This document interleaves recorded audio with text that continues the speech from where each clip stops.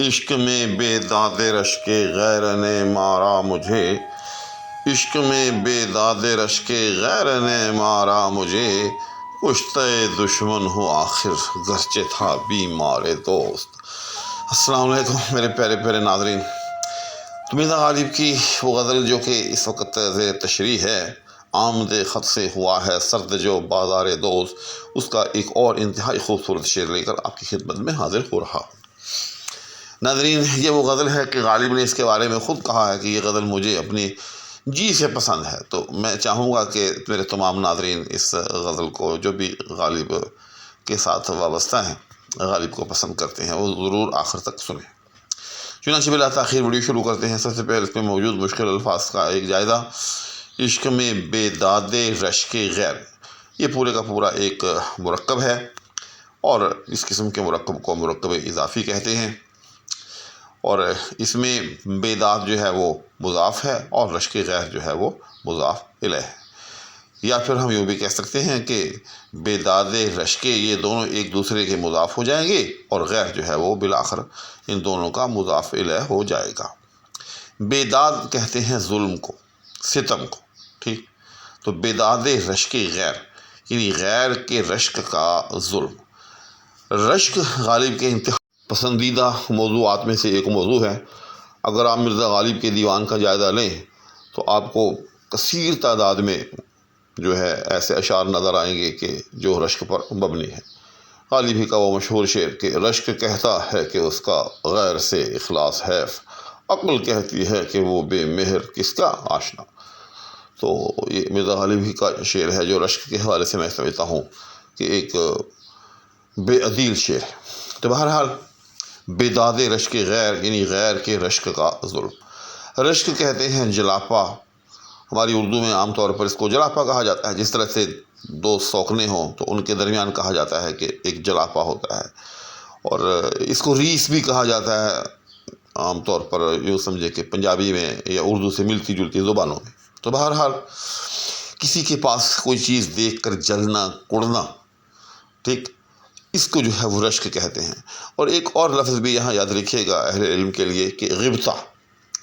غبطہ جو ہے وہ پازیٹیو لیا جاتا ہے، یعنی اگر آپ کسی کے پاس کوئی چیز دیکھتے ہیں، کوئی نعمت دیکھتے ہیں، اور آپ جلتے نہیں ہیں، کڑتے نہیں ہیں، بلکہ آپ بھی چاہتے ہیں کہ مجھے بھی یہ نعمت حاصل ہو جائے، اور اس مقصد کے لیے بغیر اس کے کہ جس کے پاس موجود ہو اس کا برا چاہیں، اس پر جلیں کڑیں، بلکہ آپ بھی کوشش کرنا شروع کر دیں، ان لائنز کو فالو کرنا شروع کر دیں کہ جن لائنز پر چلتے ہوئے آپ کے اس صاحب نے اس چیز کو حاصل کیا ہے کہ جس پر آپ غبطہ کرنے جا رہے ہیں، تو یہ مستحسن شمار ہوتا ہے۔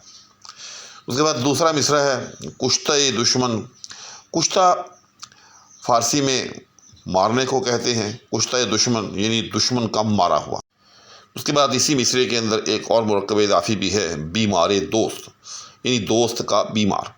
اس شعر میں گویا کہ 3 مرکب اضافی ہو گئے۔ پہلے مصرعے میں بے داد رش کے غیر، اور دوسرے مصرعے میں کشتہ دشمن، اور اس کے ساتھ ساتھ بیمار دوست۔ تو بیمار دوست یعنی دوست کا بیمار کیا ہوا۔ یہاں بیمار سے مراد یہ عام بیماری نہیں ہوتی، یعنی جس طرح سے حسی بیماری یا جسمانی بیماری ہو کسی کو، بلکہ اس سے مراد ایک گنا روحانی بیماری ہے، جس کو شعراء جو ہیں وہ عشق سے تعبیر کرتے ہیں۔ یعنی میں دوست کا بیمار ہوں، یا دوست کی وجہ سے عشق میں مبتلا ہوں، اور چونکہ عشق جو ہے وہ انسان کو طرح طرح کے عوارض میں مبتلا کرتا ہے بالآخر، تو اس لیے عشق کو جو ہے وہ بیماری کے ساتھ بھی جو ہے وہ تشبیہ دی جاتی ہے، اور جو صاحب عشق ہو، جس کو عشق ہو گیا ہو، اس کو بیمار جو ہے وہ گردانا جاتا ہے۔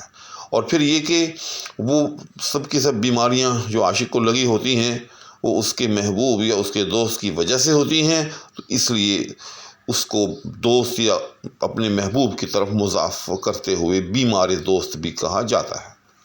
اس لفظی تشریح کے بعد اب آتے ہیں اس کی معنوی تشریح کی طرف، تو یہ تھوڑی سی مشکل ہے، پیچیدہ ہے، ذرا توجہ کیجیے گا۔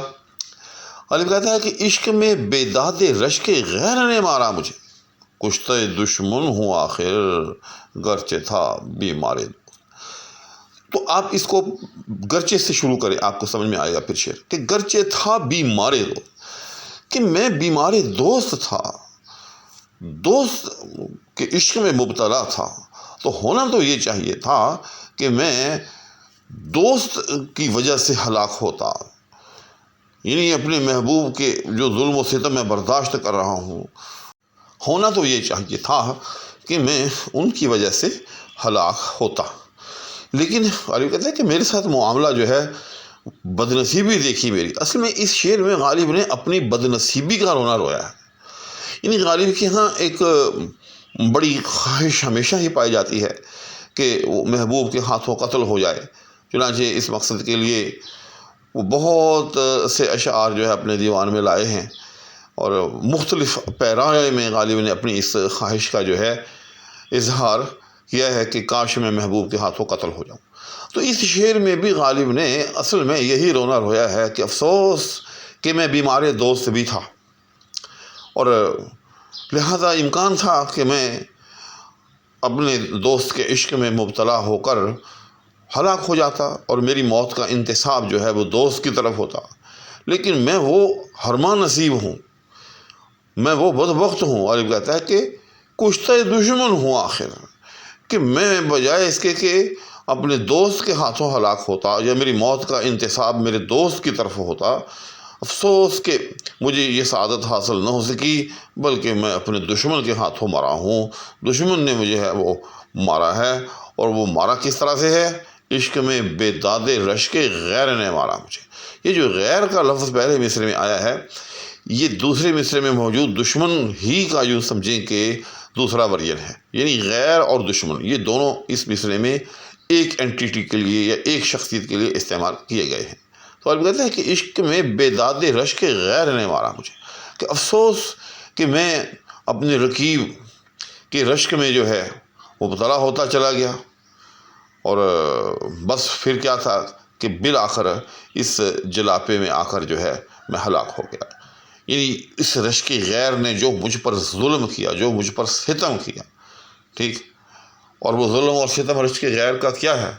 وہ یہی ہے کہ بالآخر وہ کمزور ہوتے ہوتے ہوتے جلتے جلتے جلتے جو ہے وہ عاشق جو ہے وہ ہلاک ہو گیا۔ الغرض اس شعر میں غالب نے اپنی حرما نصیبی کا ایک رونا رویا ہے کہ میں بیمار دوست بھی تھا، اور ہونا یہ چاہیے تھا، اس کا تقاضا یہ تھا کہ میں اپنے دوست کے ہاتھوں ہلاک ہوتا، لیکن میں وہ حرما نصیب ہوں کہ مجھے یہ سعادت حاصل نہ ہو سکی، اور میں یہ حسرت لیے ہی اس جہان فانی سے کوچ کر گیا۔ تو ناظرین، امید ہے کہ اس شعر کی تشریح بھی واضح ہو گئی ہوگی۔ اسی کے ساتھ نیز دعاؤں کی درخواست کے ہمراہ اب آپ سے اجازت چاہوں گا۔ اللہ حافظ۔